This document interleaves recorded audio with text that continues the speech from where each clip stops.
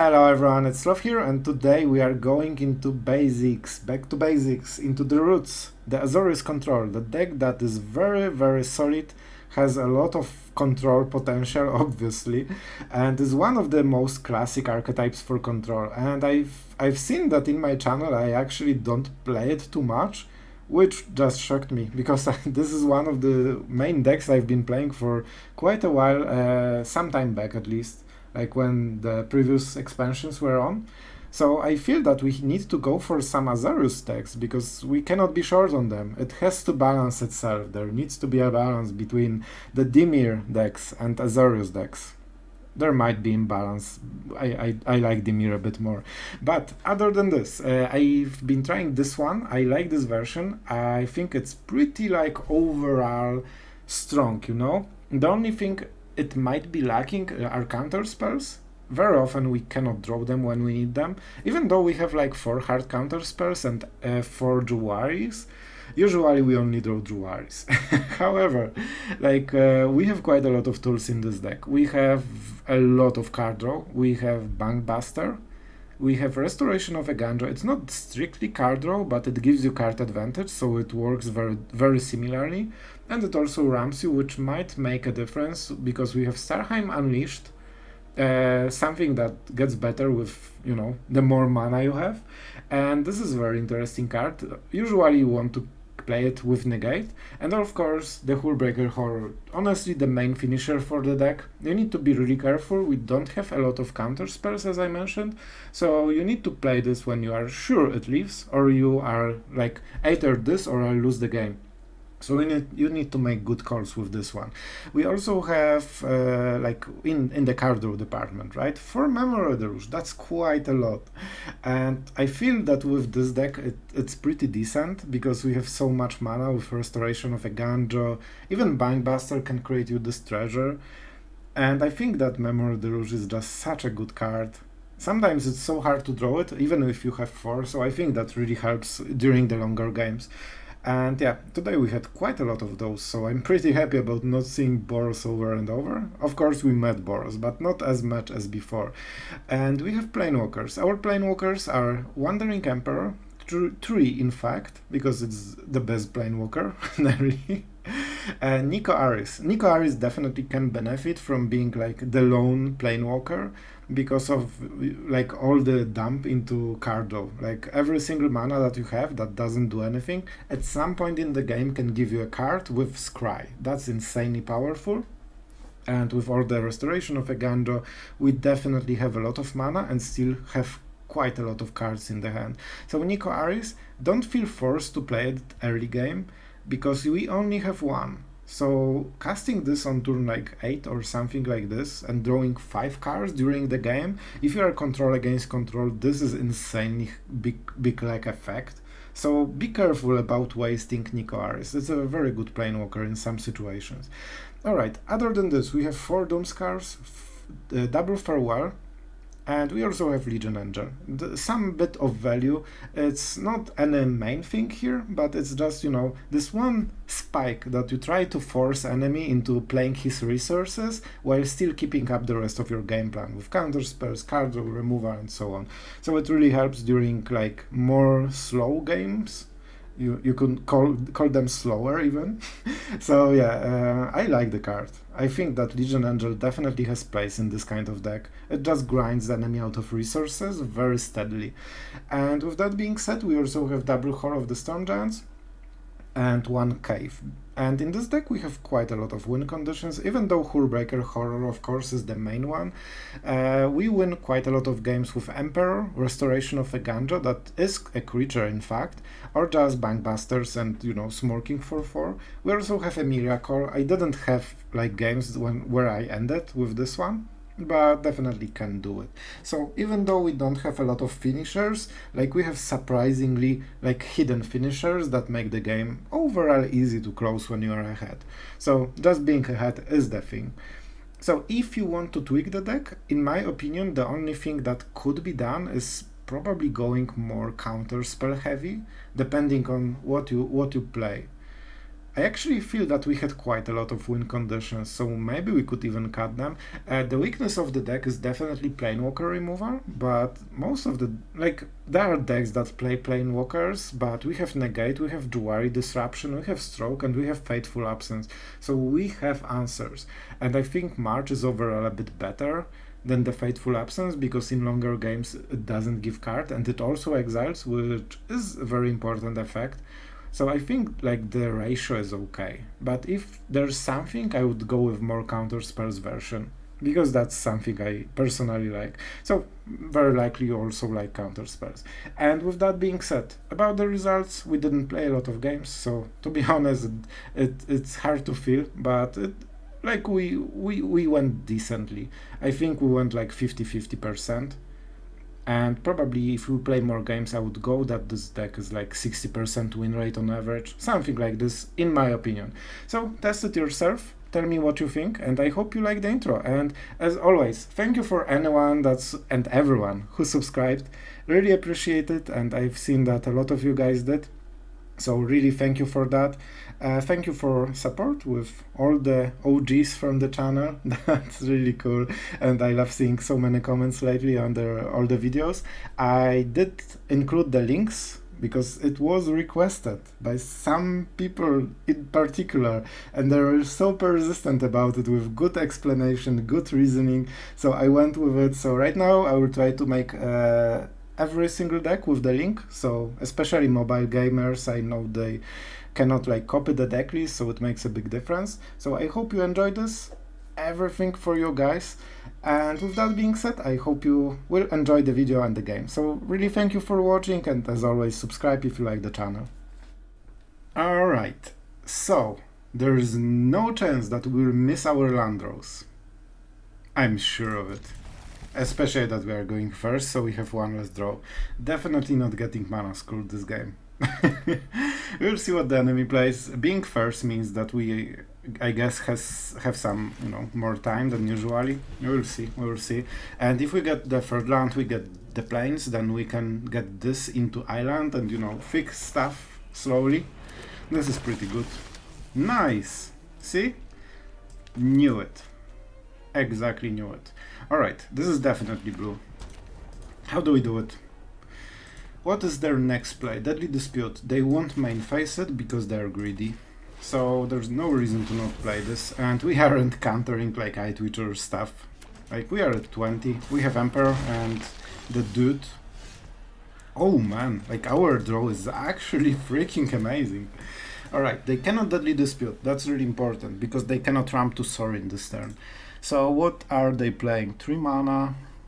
It's not mono black. Is it Golgari or Rakdos? I'm not sure. It's probably red, right? Because they like sacrificing stuff.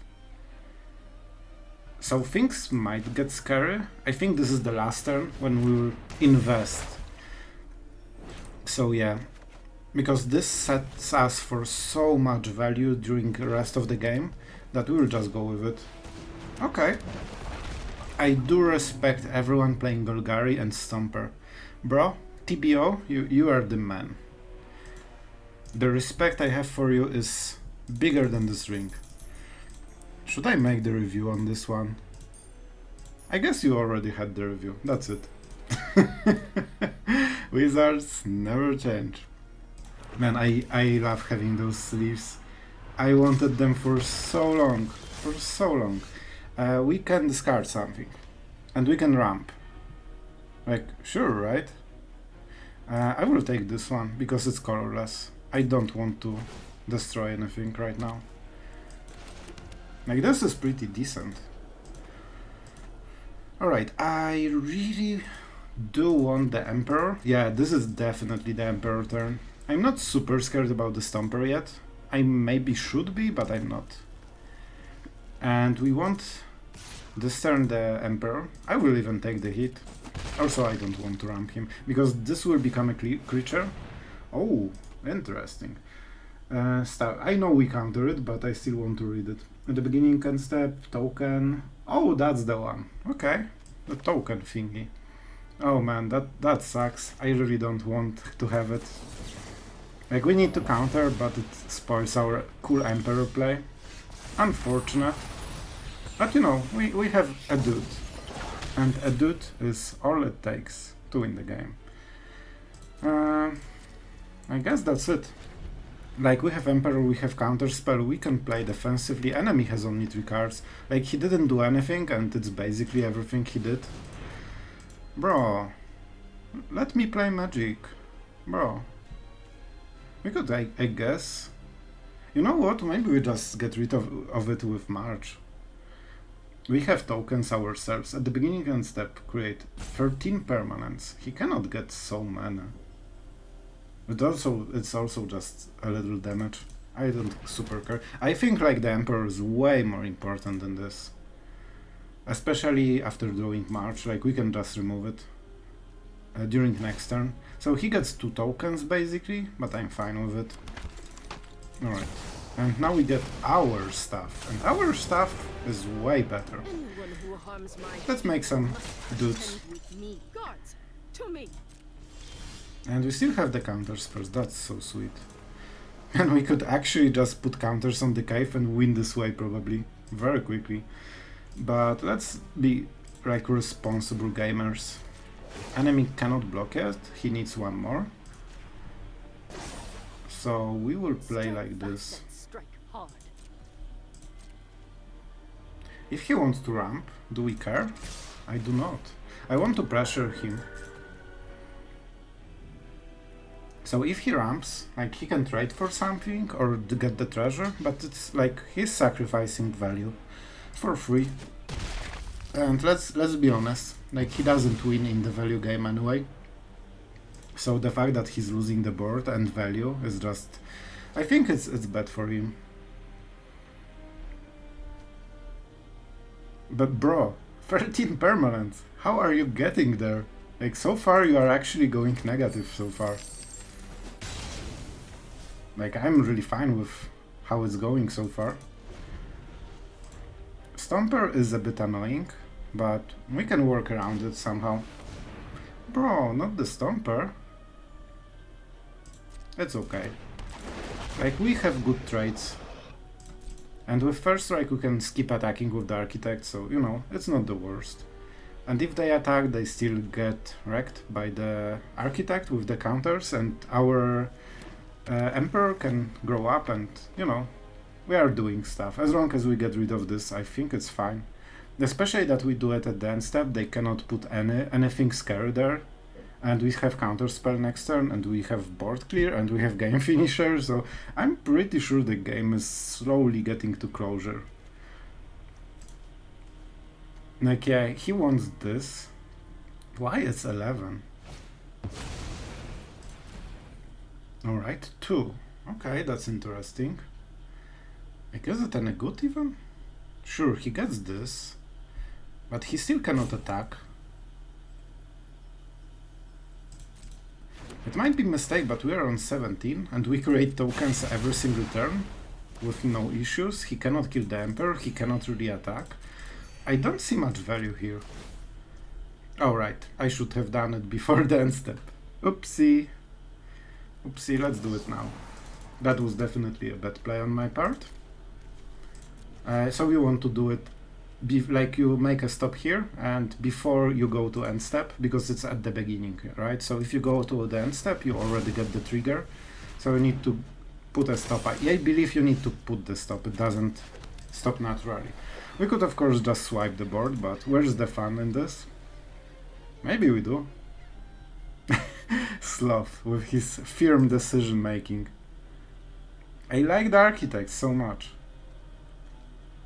Yeah, I'm not doing it. Bruh.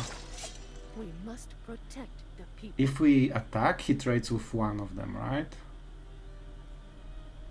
So maybe let's not. He still cannot re-attack. And we have Hullbreaker Horror and counterspell. I guess we could start attacking with the cave and putting counters, but he's at 22, it will take quite a while, especially with mid-hook. Oh, so he really wants to get rid of the Emperor. We cannot protect the Hullbreaker, so I'm a bit hesitant. So my play is this. And I think that's definitely good enough. Like, so far, he cannot outvalue the Emperor, like, herself. Like, we just make another Samurai, we make more blockers, we put counters. Like, right now he cannot win on the board even. So he needs to put more. And if he puts more, like, we have stuff to do. I'm not sure about his removal. Like, so far he had none, except the mid hook. Oh, okay, this one is more interesting. A bit more. That one is interesting. Do we counter this? Nah, I think we just go with the Hullbreaker. Like, it's not bad for him, but it's not like the biggest deal. And he really doesn't have a lot of cards right now. Nice, no instant removal. Okay, and I'm pretty sure this is a good game already. So, all we need to do is keep attacking with this dude until the enemy gets smorked to oblivion. And we don't tap with the cave because that's not how we win. We don't need this additional 3 damage, it's much more important. Yeah, exactly. He didn't even know about the Memory Deluge, or saw it coming, I think he knew, but not Memory Deluge.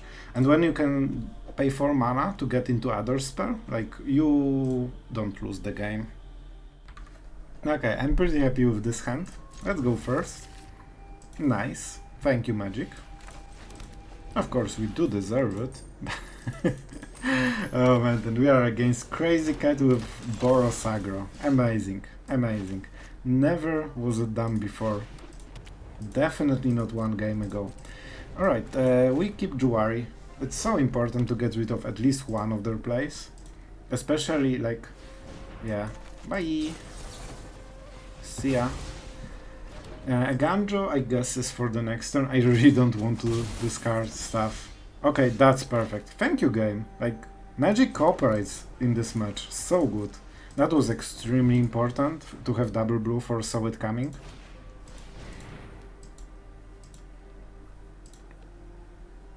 Yeah, we counter. Counter spells aren't great in this matchup, especially if you have stuff to cast. And if you like aren't in control of the game. Alright, so we are doing this. I could exile this, but I don't think it's good. Okay, sure. I hope he attacks. Yeah, the greed. It might be play with fire. That's okay. We still get the samurai, we still get the trait. And if he kills the samurai, then he wastes the card. It's fine. Like, we'll make more of them. Okay, that's actually a pretty nice one as well. Huh. I'm a bit scared about whatever comes next. Maybe we just get rid of the initiate. Because whatever comes next, like, if he kept this hand, it means that he has really good 3-drop, so I'm pretty sure it's Cavalier. Yeah, and when he plays Cavalier, thank you. Nice. Good, I'm so happy. Okay, we are going second with really, I think, the most obnoxious hand in the world. Enemy is pretending he's control, so it's Boros. Yeah, this one is way better. I think one Doomskar is enough. Famous last words. Oh, it's Grixis. Nice. Nice, bro. Maybe we can actually have a game of Magic even. Okay. That's fine. Alright, so they do have some artifact hate, but I do not feel they will play it right now. And Doomskar is not extremely important to just Forter right away. So I think we are good. Like, definitely we want to play Eiganjo and start drawing with the Bankbuster. What is the artifact remover right now? I'm not sure even. Oh, the fiber. The most not overpowered card in the Magic. Alright, so I think we go for March. Like, this is such a good card that you have to go for 2-for-1, basically. Or, you know, you get so behind that you cannot come back. And this gives us perfect mana for the Bankbuster, so that's one of the reasons I've done it. I definitely want to cast Restoration next turn. Like, because of the Fable, we are already in extremely awkward spot. Voltage Surge. Yeah, he discarded good cards for, like, bad cards for the matchup, good discard for the matchup, right? Hive will be a problem at some point, probably. Maybe we should keep up the march, but let's face it, like, we need to get rid of the Fable. It's just, man, this card, I cannot believe that it's still here. Like, the fact that every single red deck basically plays it, I feel that really tells a bit of a story, you know? Okay. Huh. Alright, I don't think we do anything just because of this cursed Fable. Because we need to kill it at the end step. We need to get back into playing Magic, because right now we are playing, oh my god, it's Fable again. And this is so oppressive cards, like, for so many turns, that, yeah, it takes so much time to just get over with this. I guess he can play Goldspan. Like, if they play red, they play Fable and Goldspan always, right? Because the cards are just, you know... Whatever the deck type is, you always play those cards. Interesting. Okay, Kaito is definitely a lot of pain here. Okay, so here's the ninja. Maybe we go for Doomskar then? Like, this is like a 2-for-1 in a way. If we use March, we use all the mana, we kill just one creature. Enemies keeping blue mana, I don't like it at all. And he had Kaito earlier. There is a very high chance he has a counter spell, like... He shouldn't play Jwari, right? But maybe Negate?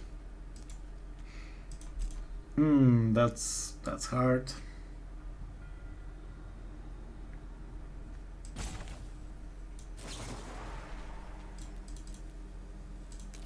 I think we need to risk it. Let's just draw cards. Like, if we play around this counter spell, I don't think we get much done in reality, and I don't want to pay so much cards just to answer this crap. And we have to write. So, let's see. Do you have it? One of the reasons I went with it is that it's 3-color deck, and as a base, you shouldn't play Jwari in 3-color decks unless, you know, there's something special. Because it really makes your mana base worse in 3-color decks quite a lot. And you have enough of tap lands. Alright, so... Okay, so far, I guess okay. Like, we are fine. Kinda. Oh man, he wants to attack so much. I do not care about my graveyard, so let's tap Field of Ruin. And let's tap it like this. Yeah, we have counterspell done. And enemy really wants to activate the Kaito. Maybe we should go for the Eiganjo, honestly. Nah, we have Bankbuster. Bankbuster is quite a lot of pressure this turn. As long as he is kept, you know, within the range of the amount of cards, it's not the worst. Oh, that's some real card that you discarded. Interesting. So he expects the counterspell, I guess? This is his main play for the turn. The other one could be only Fable. I will counter it. Because we have quite a lot of card advantage. Actually, I wanted to attack with Bankbuster, but I just realized that it's not activated and we couldn't do both. So I guess a bit unfortunate.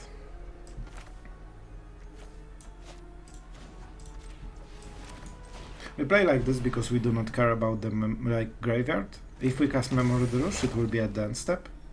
And we definitely want to keep playing lands. Alright, that's cool. Okay, let's see what the enemy has. Like slowly, really slowly, you can see that we are starting to have a bit of equal cards with the enemy. Let's just pray he doesn't play another Fable. Kaito doesn't make it easier. Cycling cards is definitely good as well, but you know, it's better when they cycle than they draw. We can get around cycling, but not the other thingy. Huh. This is not mana efficient.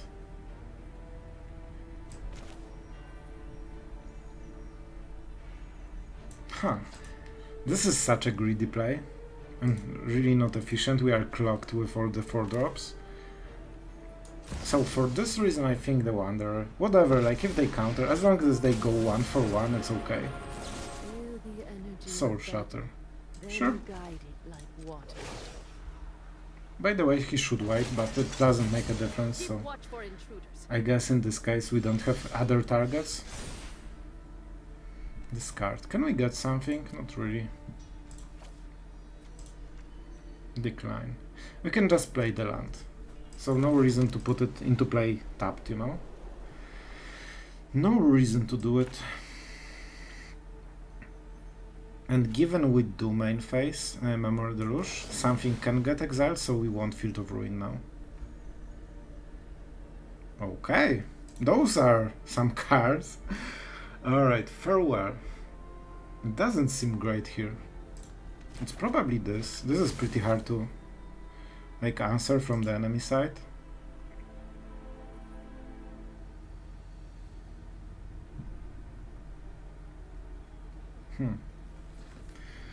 If we want to cast this, we will have only 2 mana. We cannot activate Field of Ruin. If we do it first, though, we can. Do we go like all in? No, okay. I know everything. I know literally everything right now. Okay, we attack. This way he cannot make a token without dying. And it ramps up the pressure. Alright, and now at the end step, whatever he do, we tap those. We sacrifice this. We get 2 mana for this. This dice. And then we activate the Bankbuster. Soaring, can you stop coming? Man, I hate this Planewalker so much today. Every single game, it just keeps coming back over and over and over. Stop drawing cards, bro. Stop drawing cards, please. Okay, and we don't go for Field of Ruin until the end step. Okay, that was not the worst. Problem with the Soaring on this is that whatever he draws, like he wants to draw a land and then he cycles it into something else. So we need to break this chain. It's a lot of value. Like we also have a lot of value, so that's good. Alright. Enemy can ramp a bit. Actually 4 mana is a big deal, but we also need to get rid of the Hive. Like it is important. There's zero reasons to do it right now, unless he fears the counterspell. But I'm really happy about this one. I think that he frogged up. There's no sense to do it. And thanks to this, now we have the token. And he doesn't seem to have instance. Oh, okay, maybe he does. Maybe he doesn't. Nice. Alright, I feel that we are in a good spot right now. Let's crew. We crew with this one, because it has summoning sickness. This way we get extra damage. 2 attackers. That's fine. Something has to die. You know what? We could get it back, but I don't think that's a good idea, honestly. We could bounce the Soaring. Is it good? It's not good. Okay, we have enough value. I don't think we need it.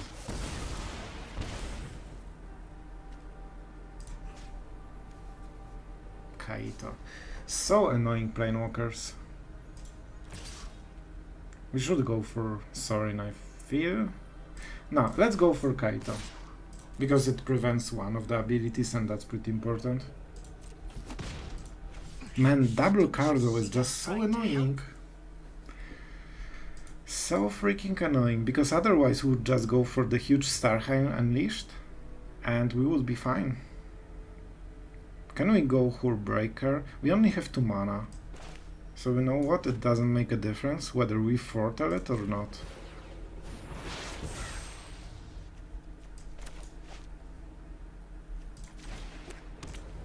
Okay, actually 1 mana more maybe matters. But having Starnheim is a bit like good. The problem is that he can draw 3 cards a turn, so he can find the answer. All it needs is just 1 card, like burn down the house, and Grixis definitely has sweepers in the deck, or this. Alright. This means he is tapped out quite heavily. Alright, I think that finally, oh my god, finally we are starting to close this game, but it's been so hard because of the Soaring and Kaito. Like, our deck isn't great at handling Planewalkers. Like, we have tools, but not perfect tools and not always. But the fact that he only has so many cards is entirely due to killing the token early game. Alright, finally. Yes, we did it. That was super hard. Honestly, this game was very close for most of the game. Soaring is the biggest problem. Like, Planewalkers drawing cards and Fable is just so hard to beat sometimes. Alright, so this will be a leap of faith, but I kinda believe that Ratlord is not an aggro player. Like, Ratlord seems like a, you know, smarty name. And I think that he cannot play possibly Boros, right? Nice. Nice, we actually got this stack. Because when I was checking this, I think enemy did some decision or something and it just reverted to the status. I don't think that's normally here, right? Or I'm crazy. I don't think so. Man, like, it feels the arena is just like fest of all the bugs. Like, lately. Everything is just breaking.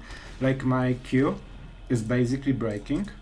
Like, I could select multiple mons, but I wasn't allowed to play any of them. And now this, like, bruh. Next turn is really scary, actually. Like, we have lands. I think we don't play this. Because I think that Soaring might be next turn's play. And if we tap out, he will play it. Okay, nice. Like, we are not pressured to, you know, just play it right away. We can just wait until 5 mana, play this with Negate and with Jwari. And enemy has 0 man, it's so annoying.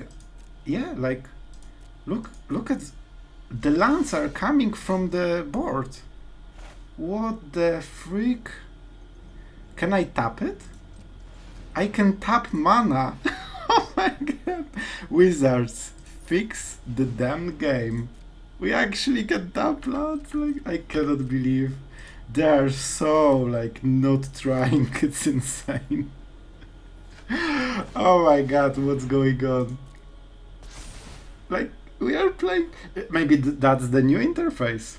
We are just playing from here from now on. Oh, it fixed. The second trigger that had this menu, I think, fixed it. A bit. Nice, smart. Smarty cake. We still defend, but that was really good play. It's still glowing. Why is it glowing? I'm so confused. Like, I'm really confused right now. I will definitely ramp the land that he has seen already. Yep. And I will play another land that he didn't see. Alright. Is it the Legion Angel? He probably has more Invoke the Spurs. But he doesn't really draw too many cards and we have Jwari. Like, we need to get through them somehow. Yeah, it's kinda weird. Man, is it normal? Am I crazy? It feels like it annoys me, so I normally don't think I see it. Sure, so we do it like this. In case he doesn't draw a land and draws Invoke, I want to cover it. I need like sheet of paper right now. And just cover it. I cannot focus.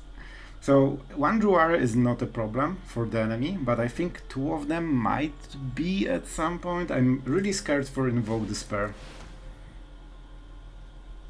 Huh. That's interesting. You know what? I do not mind. We get this creature, and it's basically 1 for 1. Please stop glowing. Stop glowing. Alright. Huh. I guess we can play Legion Engine. Yeah, I think it's a good play. Like, we don't want to go Hullbreaker, because it gets removed somehow. We want to, you know, threaten them. How many? We have 1 more. Yeah, let's make 2 creatures a turn. We need to draw them out of value. It won't be easy. Like, even Blood on the Snow is pretty strong, and if they play this, they definitely have what they need. Yeah. So we will take Jwari for Hullbreaker Horror protection. Like, he doesn't get huge value. That's a good thing for us. This is a decent land. Alright. We need definitely some protection. We could just remove this stuff, but it's not it's not great, right? Yeah, I think now we go a bit all in with the Legion Angels. I think we double play them. Enemy played 2 sweepers. If he played Blood on the Snow and not Midhook, it means that he doesn't have Midhook, because that's basically a wasted value. Oh man, enemy has really good draw so far. I mean, basically all the best cards from his decks at the top. But you know, we are working on this.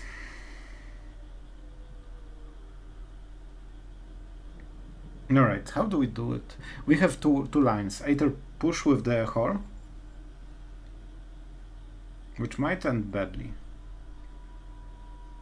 We have enough mana for Hullbreaker and protection. You know what? I think that's okay. Let's start pressuring him.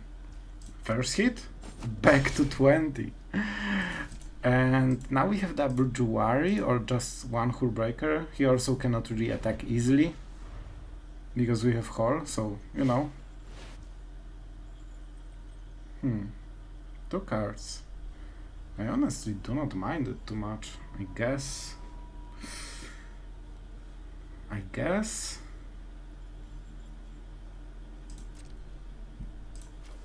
Is it Farewell or Jwari? This is a tough one. Because Jwari protects the Hullbreaker, I think we will go like this. It's a bit riskier. Alright, that's really good. Now we can go like this. And we can bounce it.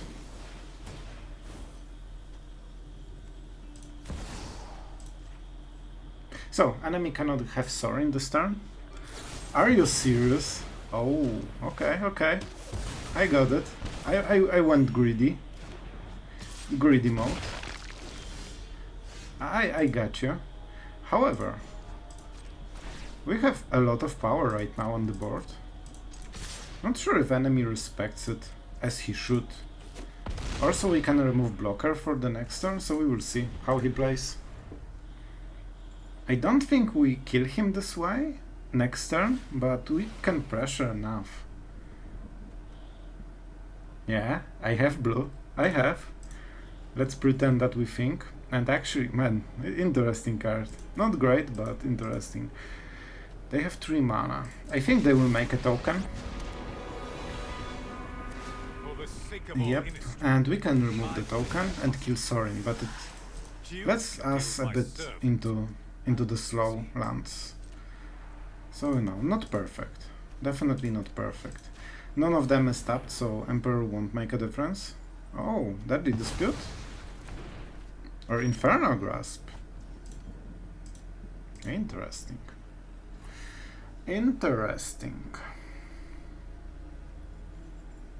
Enemy cannot kill the Horror. I think we just keep pressuring. This will be a tricky game. I think we play like this. He has good blocks this turn, but there's nothing we can do about this part. But at least we get rid of the Soaring, we enable an attack for the next turn, and Legion Angel is still a threat, while we are at 9. So, you know, double Emperor is not perfect. If I got different card, that would be so much better. Because we cannot double cast those. Oh, that hurts. Man, all of this in top 20 cards, basically. Double Invoke, double Blood on the Snow. Usually you only play 2 in the deck. So, like, really amazing draw so far. Huh. Okay, okay. So how do we do it? Vampire is a bit annoying. I don't think we attack, right? Or maybe we do. Okay, I convinced myself. Yeah, we should attack.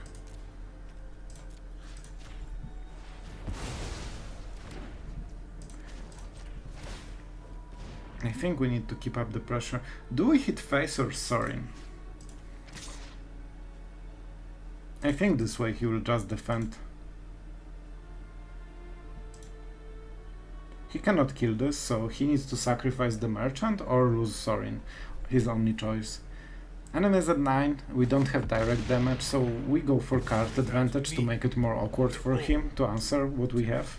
Like with current top decks it's not a problem, I guess. But yeah. Enjoy your Emperor. Probably he can figure out the other card by now. Yeah, like he's drawing really good. That's an attack, really interesting. Okay. Let's pretend this might be seen as a Doomskar. So he wants to block and sacrifice the creature, so there's no reason to attack right now. He will do it anyway because he needs the value. So we don't really care. So the idea right now is to put as big of an Emperor as possible. We are at 7, but maybe we should just main phase the Emperor? I'm not sure. I want this to be surprise. Especially if he keeps attacking, like, you know, we can make so much attacker, like so many attackers. And by so many I mean 2. But the next turn there comes way more. Unfortunately he probably has some kind of sweeper, right? Okay, okay. Mr. Smart, you got me, you got me. I think he knows about the Emperor because we wouldn't discard Emperor unless we have like the other one as the other card. I think that's the idea.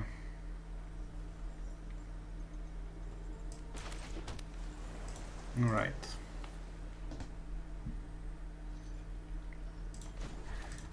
I think we do it like this. We force him to draw a sweeper or he loses the game. 10 damage. 10 damage is a lot. 10 mana, man. I'm a dummy. So we can go for 4, right? I counted right, I hope. Yep. Nice. Sloth, you can count. Amazing. Crazy. Unbelievable. We don't need to attack, doesn't make any difference because of his blocker. Okay.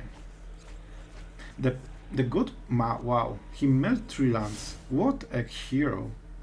Man, if I played this deck I would just draw those lands and mill double invoke. I'm pretty sure of it. Of course he has it. Why wouldn't he? Oh my god, can you whiff for one single moment this game? And he even has the perfect mana and the perfect planewalker exactly to play everything he wants. This is just insanely convenient. I cannot believe how convenient this is. Alright, alright. Do we make a counter? Counter seems okay. Like it ramps the damage, right? I cannot believe how good his draw is right now. Like, to have 10 mana and play exactly 2 cards you needed, and have exactly the mana that you needed it for? Man. And he milled 3 lands, like a champion. Oh man. It gets so hard. Like, I feel that we are very favored in this matchup, but our draw is just completely garbage, where the enemy draw is really good. I guess we butchered Horror a bit, so that's on me, definitely. I went very greedy with this one. Wow, enemy is just helping us at this point. Alright, so he has 8 mana, that's pretty sus. So I think that's what we do.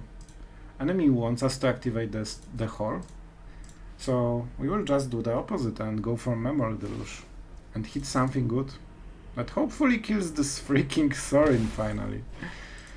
Alright, cool. A fair trade. Like, we have farewells and stuff. Sure. At this point maybe let's draw and see what's up.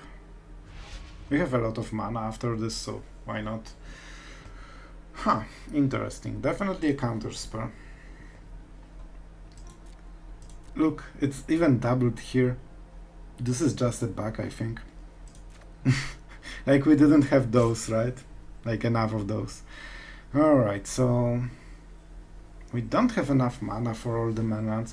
It's either the Bankbuster or the Stroke, I think. I'm greedy, I will take this. It might be a mistake.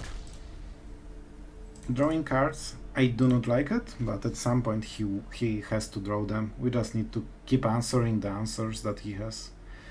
And killing Soaring, that came back in the perfect moment. Lantern. Okay, this is definitely a counterspell. We don't have Farewell. Enemy is also running like the version sideboarded against control decks, which has little sense, to be honest. Unless maybe in Platinum there are more control decks, I'm not sure. But I just played Boros, so it doesn't seem like it. Alright, how do we do it? I don't think we can activate both, right? Yeah, we need 2 more mana. 2 more mana. Huh, that's a hard one, honestly. I think we play like this, and we draw a card and see what's up. We still can activate the Horror. Negate. Negate is pretty good, but it's not good enough, I think. Enemy step out. He will probably like sacrifice the merchant. But he needs to get rid of the treasure to do it. Man, like Soaring. If we had counterspell on the turns he played Soaring or Blood on the Snow, that would be so much better. Okay. And of course, on the other side, we lack 1 mana exactly to counter the enemy. It's like the same story over and over. We needed 1 mana to counter this Deadly Dispute perfectly. And we still have to attack, like we don't have a luxury of not doing anything. We can go with the Bankbuster, but probably card is more important. Of course, of course.